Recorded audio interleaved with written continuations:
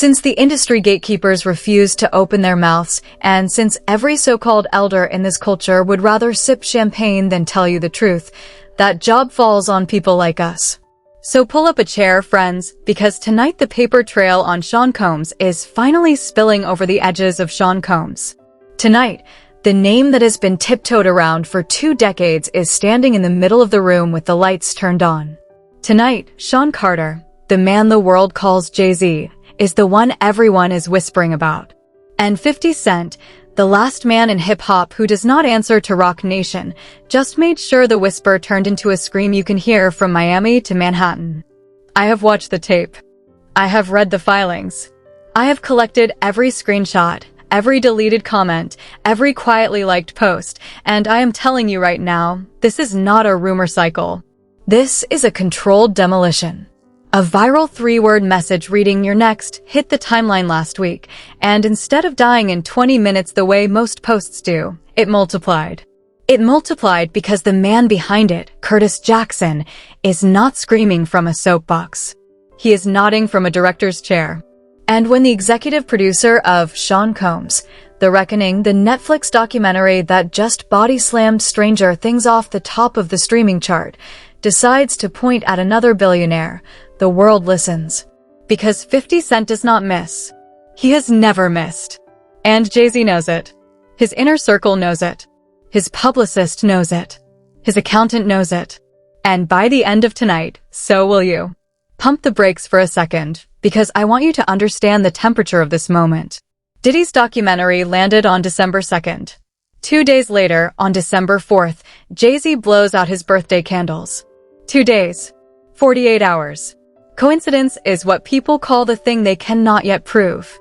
But 50 Cent has been telegraphing this exact move for 2 years, and the calendar just handed him the loudest subliminal in modern hip-hop history. Jay-Z's birthday, wrapped in a documentary bow. Diddy's downfall as the appetizer. And a caption that reads, "You're next," like a stovetop warning. Excuse me, come again? Because if that timing is an accident, then everything we ever learned about symbolism in this genre is a lie. Now let me connect the dots for a second, because a lot of you are still trying to figure out how Jay-Z and Sean Combs ended up sharing the same shadow. Rewind to the era when Diddy paraded around every awards stage he could climb onto and declared, on live microphones, that only one person in the entire world was permitted to call him by his government name. Not his mother. Not his children. Not his oldest friends. Not Cassie. Not Kim Porter. Only Jay-Z. And Jay-Z, standing there in a suit that cost more than a mortgage, would nod like a man being crowned. That kind of intimacy does not appear out of thin air. That kind of intimacy is built on knowledge. Shared knowledge. Uncomfortable knowledge. The kind of knowledge that survives lawsuits, subpoenas, and federal wiretaps. And once you understand the depth of what Jay-Z and Diddy knew about each other, you understand why 50 Cent has been sharpening his knife for so long. You understand why he never let up. You understand why he circles the story the way a wolf circles a wounded deer. Because here is the paper trail, and this is where the temperature climbs. Roc Nation is not a record label. Roc Nation is a machine. Roc Nation books the halftime shows, negotiates the endorsement empires, decides which streamer gets which biopic, greases the wheels at the awards shows, and if you ask Nicki Minaj, who has been screaming into the wind for years, quietly rewrites the outcome of the Grammy ceremonies. Remember the year Jay-Z stormed the Grammy stage, wagged his finger at the Recording Academy, and demanded to know why Beyonce had never won Album of the Year? Remember what happened the very next cycle? Beyonce walked away with the trophy. Not because the music suddenly changed. Because the politics did. Roc Nation flexed and the industry flinched. That is not a conspiracy theory. That is a timestamp. And once you see the timestamp, you cannot unsee the pattern. You start looking at every award, every magazine cover, every mysteriously silent competitor, and you start asking the one question the machine cannot afford for you to ask: who benefits? Now here is where the Diddy connection stops being a coincidence and starts being a fingerprint. When Jay-Z sat down for that Hot 97 interview years back, the station literally rolled out a red carpet, an actual, physical red carpet, the kind of treatment no other artist in the building's history had ever received. Not Nas, not Biggie, not Tupac, not Kanye, not Drake, just Jay-Z. And when I tell you the Roc Nation gravitational pull bends the media around it, I am not exaggerating. It bends the media the way Diddy used to bend the guest list at his parties. Silently, non-negotiably, ruthlessly. And this is the man that 50 Cent has now decided to look in the eye and say, "You're next." Not soon. Not maybe. Not eventually. Next. Let me pump the brakes and give you the second receipt, because a lot of people miss it, and this is the one that made the internet catch fire. On Instagram, 50 posted a comically unflattering illustration of Jay-Z. Underneath the drawing, he wrote a caption pretending to scold his followers for sending him this kind of content, while, of course, posting it anyway. Classic Curtis Jackson. He mocks you while claiming to protect you. He roasts you while pretending to be embarrassed on your behalf. And then a follower named Dom Kumda dropped a comment that read, "My only question, he's next, isn't he?" 50 Cent did not respond in words. He did something more surgical. He tapped the little heart icon. That like was captured, screenshotted, and shared across every timeline on the internet within hours. And when a fact-checker slid into Dom's DMs to confirm the like was authentic, Dom confirmed it. That single heart tap was worth more than a press conference. Because in the world Curtis Jackson operates in, silence is a weapon, and a like is a loaded chamber. A like is a permission slip for the algorithm. A like is a green light. And Jay-Z knows exactly what green lights turn into when 50 Cent is behind the wheel. Now here is where we need to slow down and let the moral weight of this settle. Because when you dig into the actual courtroom architecture of the Diddy trial, the picture gets darker. Mark Agnifilo, the attorney who won the acquittal on the most serious charges, has now come forward saying his own client secretly recorded him during private strategy sessions. Recorded him. As in Diddy, sitting across from the very man crafting the legal shield that would ultimately save his neck, was rolling tape. Rolling tape while Agnifilo pleaded with him to stop performing for the camera and start listening to the strategy. Rolling tape while a man was working to keep him free. Rolling tape while a lawyer was, in real time, saving him from a life sentence.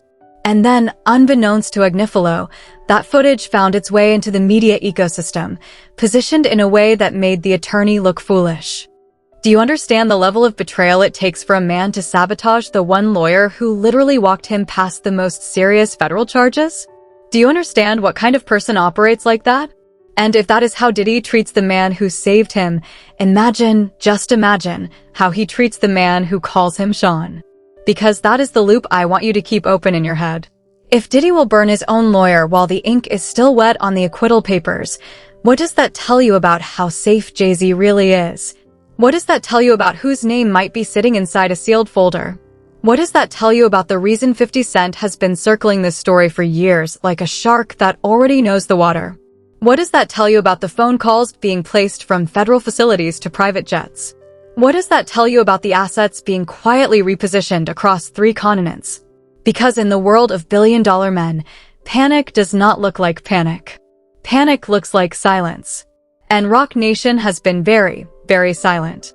Now stay with me, because Nicki Minaj has been trying to warn everybody about Roc Nation for a long time, and the industry has been trying to bury her voice under a mountain of "she's crashing out again" headlines. Nicki has said, in her own words, that Jay-Z is manipulative. That Jay-Z steals. That Jay-Z runs a narrative machine that decides who eats and who starves in this industry. She said that Roc Nation controls things the public does not even realize can be controlled. And every time Nicki opens her mouth, the same media apparatus that rolled out a red carpet for Jay-Z shows up to make her sound unstable. Do you see the pattern yet? Do you see how the machine defends itself? Do you see why the loudest voice in the room right now, Curtis Jackson, is the only voice the machine cannot buy? Because everyone else in this industry has taken a check from Roc Nation, is currently taking a check from Roc Nation, or is one phone call away from needing a check from Roc Nation. 50 Cent is not on that list. 50 Cent has television. 50 Cent has Netflix. 50 Cent has G-Unit.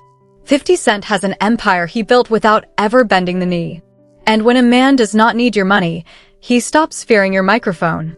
On the surface, this looks like petty rap beef.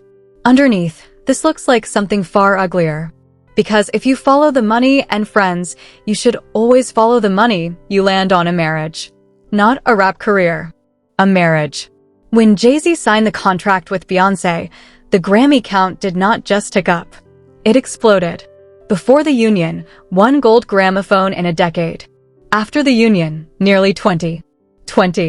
And Jay-Z himself, in a moment of stunning candor caught on camera at a recent industry gathering, laughed and admitted that his own accolades were, in his words, connected to her. Not connected to the bars. Not connected to the flow. Not connected to the pen game. Connected to the woman on his arm. Connected to the position she occupies. Connected to a rebrand from street rapper to black excellence family man business icon. Excuse me, come again? Say that a little louder for the people in the back. That single admission is more explosive than any lawsuit because it tells you everything about how Jay-Z's public persona was engineered. It was not organic. It was manufactured. And it was manufactured on the same industry loom that spun Diddy's white suit, white yacht, white lie mythology for 30 straight years. 2 men, 1 machine, 2 brands, 1 factory. And now the factory is on fire, and the men who built it are standing outside pretending they do not know how the flames started.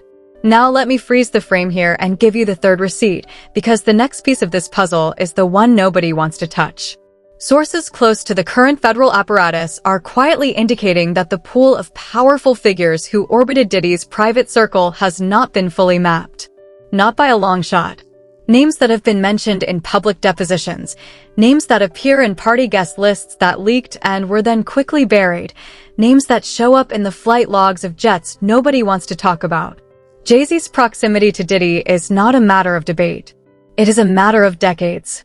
Photographs, award shows, music videos, backstage passes, champagne toasts, video cameo appearances, business partnerships in liquor brands that quietly folded when the temperature rose. And when a comedian on a recent late-night appearance asked Jay-Z point-blank whether he knew what was going on in Diddy's world, the man froze. He laughed nervously. He glanced at his watch. He shifted in his seat. He said, and I am paraphrasing, that he did not want to incriminate himself. He said it as a joke. But the room did not laugh. The room got very, very quiet. Because in the world of high-stakes public relations, a joke like that is a confession wearing a costume. Pump the brakes again. Let me open the door to another room in this story, because we cannot talk about Roc Nation without talking about Beyonce. And no, this is not about dragging her. This is about the mechanics of a marriage that operates like a corporation. Beyonce's father managed her for decades. She was the highest-selling solo artist on the planet with her father steering the ship. Then Jay-Z stepped in. Matthew Knowles was quietly moved off the deck. The music shifted. The visual language shifted. The rollouts shifted. And, if you look carefully, so did the money.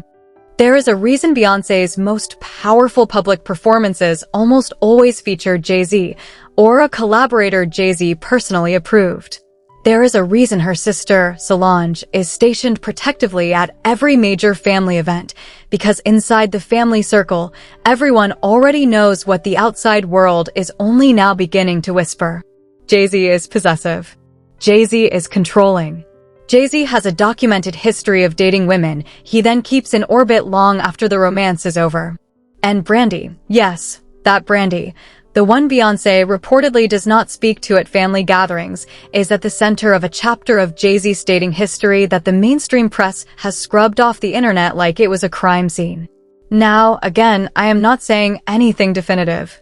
I am saying the paper trail exists. And I am saying that when a paper trail exists in one direction and the media pretends the paper trail runs in another direction, that is when you know a machine is protecting somebody. That is when the questions stop being questions and start being answers wearing a disguise. Let me connect the dots for a second on why this matters right now, in this exact week, in this exact news cycle. The reason 50 Cent's documentary landed so hard is not because it revealed something new. It landed hard because it revealed something old, something everybody in the industry already suspected, and packaged it in a way the algorithm could not ignore. Netflix does not accidentally give a documentary the #1 slot. Netflix engineers it. Netflix runs analytics. Netflix knows exactly which thumbnail will detonate on which continent. And 50 Cent, having produced the #1 show on the platform, now has leverage most rappers cannot buy. He has distribution. He has narrative control. He has editorial protection. He has the receipts nobody has been able to squash. He has the corporate legal shield of a global streaming service. So when he liked that comment, he's next, isn't he? The industry did not shrug. The industry sweated. Publicists worked through the weekend. Managers changed flight plans. Attorneys drafted preemptive statements they hoped they would never have to send. And here comes the moral extrapolation, because this is the part one want you to sit with. If you have ever watched a powerful institution protect itself, you already know how this movie ends. You already know that when the accountability wave arrives, the machine tries to sacrifice one figure to save the rest. Diddy was that sacrificial figure. Diddy was the one they were willing to let burn if it meant the temperature dropped everywhere else. Diddy was the fuse they hoped would burn short. But 50 Cent is not letting the temperature drop. He is turning the thermostat up. He is opening every window in the building. He is walking through every room with a flashlight. And that is why Jay-Z, Beyonce, and yes, Oprah Winfrey have all quietly resurfaced in the public conversation this month. Because the internet, having tasted one confession, wants more. And the algorithm, having watched retention spike on the word next, is now feeding that word into every timeline on the planet. Oprah Winfrey. Let me say her name a second time. Oprah Winfrey. Because 50 Cent has been quietly needling her image for years, and the public is finally beginning to hear the bell. Long-standing criticism of her media approach, her editorial choices, her strange because 50 Cent is producing new threads faster than the machine can dig graves. He is filing new content faster than legacy PR can file rebuttals. He is landing new punches faster than the establishment can raise its guard. Now hold up, because Ray J just walked into the conversation, and Ray J walking into a conversation is never quiet. On a recent panel, Ray J leaned across the table and said the quiet part out loud, that the increased scrutiny on Diddy is about to reshape every long-standing alliance in the industry. He said the phone calls are already being made. He said the assets are already being moved. He said the marriages, the friendships, the business partnerships that looked untouchable 6 months ago are now being renegotiated in private rooms.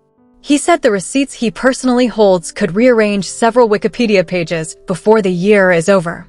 And when the man who literally survived the Kardashian PR machine tells you that a bigger PR machine is now under stress, you should probably believe him. Because Ray J has been at the epicenter of one of the biggest cultural narrative wars of the last 20 years, and he knows exactly what a machine looks like when it starts to shake. Let me open one more loop before I close the main one, because I need you to keep this in mind as the next 30 days unfold. There is a reason Jay-Z's legal team has been unusually silent in the last month. There is a reason his public appearances have been carefully choreographed. There is a reason the Roc Nation press apparatus has issued exactly 0 statements about the Netflix documentary that mentioned his best friend of 30 years. Silence in the world of publicity is not neutral. Silence is a strategy. And the current strategy inside Roc Nation appears to be do not feed the fire, do not confirm the story, do not react. Because reacting is confirming. And confirming right now is fatal. So the machine is holding its breath. The machine is hoping the news cycle rotates. The machine is praying that a war breaks out somewhere, or a pop star gets caught in a scandal somewhere else, or a Kardashian gets divorced somewhere loud enough to steal the algorithm's attention. But here is the problem with silence when 50 Cent is holding the megaphone. Silence does not shrink the story. Silence lets the story grow. Every day Jay-Z declines to speak, the online conversation writes his silence into the plot. Every day Beyonce posts a curated vacation photo instead of addressing the whispers. The algorithm treats the vacation photo as evidence. Every day Roc Nation refuses to hold a press conference. The audience builds one in the comment section. And that audience, friends, family, the people watching this right now, is the biggest jury in the history of celebrity accountability. This jury does not need a subpoena. This jury does not need a sworn oath. This jury does not need a judge. This jury needs one thing: content. And 50 Cent is producing content at industrial scale. Now here is the climax I want you to carry into next week. Because if the current whisper cycle is accurate, and I am telling you the paper trail suggests it is, 50 Cent is not stopping at one documentary. Sources close to production have suggested that the material collected for Sean Combs' The Reckoning contained enough surplus footage, enough surplus interviews, enough surplus testimony to spin off into multiple additional projects. Projects that may or may not carry the Roc Nation name in the title. Projects that may or may not force Beyonce to break her silence for the first time in her career. Projects that may or may not drag Oprah Winfrey off her pedestal and into the same conversation the rest of us have been having for years. Projects that may or may not force a sitting Roc Nation board to defend decisions it thought had been buried in NDAs a decade ago. And this is the reason a single Instagram like is trending across the internet right now. Because in the language 50 Cent speaks, a like is not a like. A like is a warning shot. A like is a public notice. A like is a heart tap that translates into, I see you, I know you, I have the footage, and the clock is ticking. He did it to Diddy for a decade before the arrest, and every single prediction he made came true. He predicted the parties would end. They ended. He predicted the collaborators would scatter. They scattered. He predicted the empire would collapse. It collapsed. He predicted the federal government would move. It moved. He predicted the mainstream media would eventually flip. It flipped. So when he taps a heart on a comment about Jay-Z being next, the smart money is not betting against the man who called every previous shot with surgical accuracy. Let me connect the last dot for you. Because there is a small detail buried in this saga that most people missed. The Diddy documentary dropped on December 2nd. Jay-Z's birthday is December 4th. 2 days apart. And a birthday, in the language of hip-hop, is not just a date on a calendar. A birthday is a symbolic checkpoint.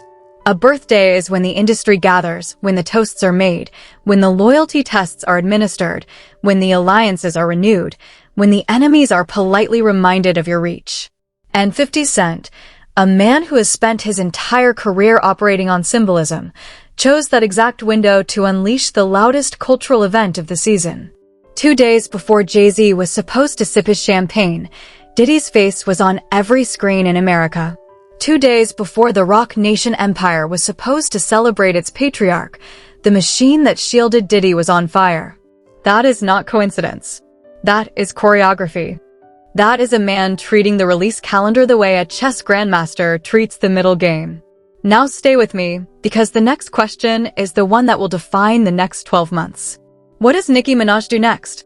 Because Nicki Minaj has been telegraphing her willingness to open up on Roc Nation for a long time, and if 50 Cent's next production reaches out to her, the internet is going to detonate. Nicki Minaj has receipts. Nicki Minaj has stories. Nicki Minaj has, by her own admission, been on the losing end of a Roc Nation-flavored narrative campaign for years. She has watched her collaborators get pulled away. She has watched her radio spins get quietly capped. She has watched her name mysteriously vanish from lists she used to top. And a Nicki Minaj interview inside a 50 Cent documentary is the exact kind of cinematic event that YouTube's recommendation algorithm elevates to global trending status inside 12 hours. That footage would circle the planet before Roc Nation could finish drafting a response. That footage would generate 100 million impressions before a single publicist could type the word denial. That footage would rewrite Wikipedia pages in real time. That footage would become the kind of cultural artifact that historians reference decades from now when they try to explain how the golden age of untouchable black male moguls finally ended. And Nicki Minaj, whether she chooses to speak or chooses to stay quiet, knows this. She knows the microphone she is holding is worth more than any advance any label has ever offered her. And 50 Cent knows she knows. And Jay-Z knows they both know. That is the chessboard we are looking at. Now let me pump the brakes and give you the final receipt of the night. Because a lot of people forget that Jay-Z at his core is a lyricist. A lyricist leaves fingerprints. A lyricist leaves references. A lyricist plants coded lines in his verses that only become legible in hindsight. Go back and listen to the last 2 Jay-Z projects. Go listen to the freestyles. Go listen to the guest verses. Go listen to the bars he tossed at Nicki, at Kanye, at Drake, and at Diddy's children. Those bars were not throwaways. Those bars were statements. Those bars were the sound of a man realizing his best friend of 30 years just got locked up and the next domino is uncomfortably close to his own front door. And when the paper trail catches up to those bars, the industry is going to have to reckon with the possibility that Sean Carter has been quietly narrating his own downfall in the third person for years. Every subliminal was a smoke signal. Every guest verse was a nervous glance over the shoulder. Every awkward laugh at every awards show was a countdown clock that only he could hear. Every pause before a question about Diddy was a footprint. Every carefully worded interview response was a rehearsed alibi.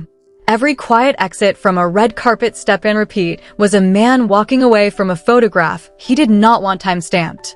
And now, with the paper trail bleeding into public view, those photographs are being pulled out of archives, cross-referenced against timelines, and matched against depositions in ways that no lyricist, no matter how talented, can rap his way out of. Because bars can survive criticism. Bars cannot survive metadata. And metadata is exactly what 50 Cent has been quietly collecting. Metadata does not blink. Metadata does not forget. Metadata does not care about your net worth, your marriage, your foundation, or your press tour. Metadata just sits inside a hard drive and waits for the moment the culture is ready to see it. And the culture, friends, is finally ready. The culture has watched enough documentaries. The culture has read enough affidavits. The culture has sat through enough carefully worded denials.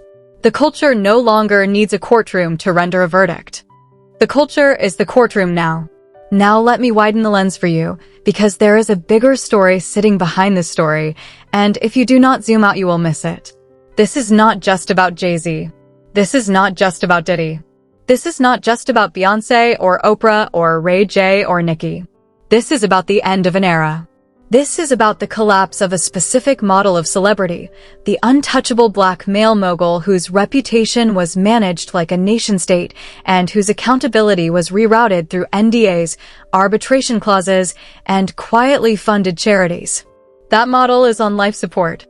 That model is what 50 Cent is dismantling in public, on camera, with a smile on his face and a Netflix contract in his pocket. And once that model dies, every executive who benefited from it becomes a target of the same forensic curiosity that finally caught Diddy. So who else is inside that model? Who else operated inside that same immunity bubble? Who else took the same phone calls, attended the same private parties, signed the same non-disclosure agreements, and quietly moved through the same secure hallways at the same industry gatherings?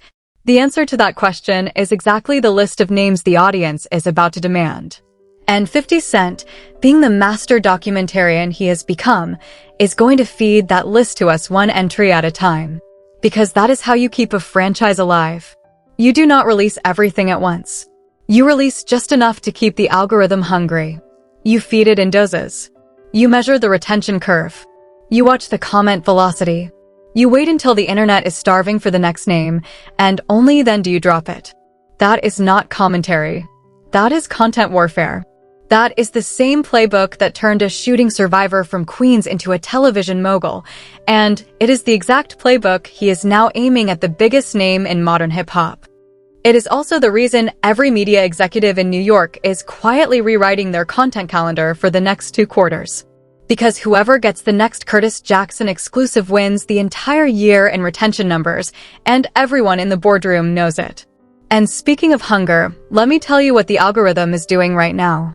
The algorithm is watching the word next travel across platforms at a speed that legacy media cannot compete with. The algorithm is measuring how long viewers linger on 50 Cent's Instagram posts. The algorithm is tracking every clip that mentions Roc Nation, every screenshot that mentions Sean Combs, every headline that mentions Jay-Z, every reaction video that mentions Beyonce. And the algorithm is drawing conclusions the machine cannot suppress.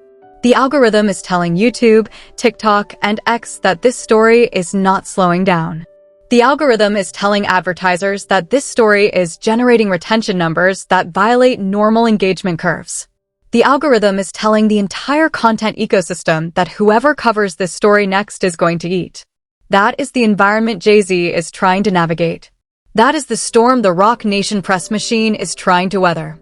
That is why every publicist in New York, Los Angeles, and Atlanta is on a private group chat right now trying to figure out whether their client is safer speaking or safer silent. And every single one of them is arriving at the same conclusion: there is no safe move when Curtis Jackson has the ball. Now I want to leave you with one more layer, because this is where the strategic beauty of 50 Cent's play becomes undeniable. He is not accusing Jay-Z of anything directly. He never has to.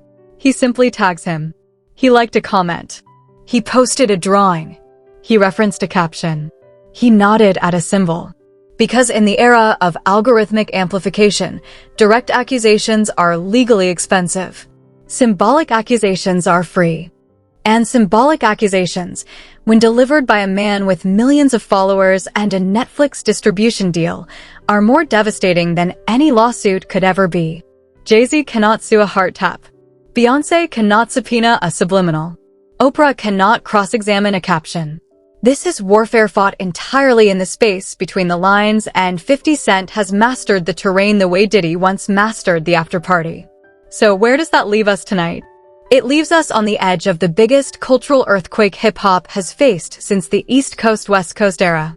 It leaves us with 50 Cent, a man who is written off, shot at, mocked, dismissed, and buried by the industry press, holding the microphone the industry press cannot take away. It leaves us with Jay-Z quietly recalibrating his public schedule. It leaves us with Beyonce selectively posting family portraits instead of addressing the storm. It leaves us with Oprah's name back in the trending column. It leaves us with Roc Nation running its silent playbook. It leaves us with Nicki Minaj sharpening her voice for the interview the internet has been waiting a decade to hear. And it leaves us with a jury of millions of viewers waiting for the next Instagram like, the next Netflix documentary, the next courtroom leak, the next Diddy brand implosion to detonate the next stage of the sequence. Because make no mistake, this is a sequence. This is not a series of unrelated stories. This is a controlled release of pressure, and 50 Cent is holding the valve. He is turning it a quarter inch at a time. He is measuring the tremor. He is watching the crack widen. He is waiting for the machine to break itself, trying to hold together. And if you are still wondering why the words, "You're next," hit the internet like a thunderclap, this is why. Because inside the world of hip-hop, inside the world of Roc Nation, inside the world of billion-dollar reputational engineering, there is no such thing as an idle threat from Curtis Jackson. Every threat he has ever made has landed. Every prediction he has ever aired has come true. Every promise he has ever taped into a caption has cashed. Every enemy he has ever named has ended up in a chapter of a documentary. And the one word he has now taped to Jay-Z's forehead is the word every powerful man in this industry has been trying to avoid for 2 decades. Next. Jay-Z is next. That is the message. That is the paper trail. That is the reason your timeline will not stop shaking for the rest of this month. And whether you believe every allegation or none of them, whether you defend the throne or dance on the ash, one thing is undeniable. The man who called every previous shot is calling this one too, and the industry has run out of red carpets to roll out. The industry has run out of favors to cash. The industry has run out of publicists willing to lie for men who no longer own the room. And when the industry runs out of protection, the truth stops being controversial. The truth just becomes news. So tell me, family, where do you land on it?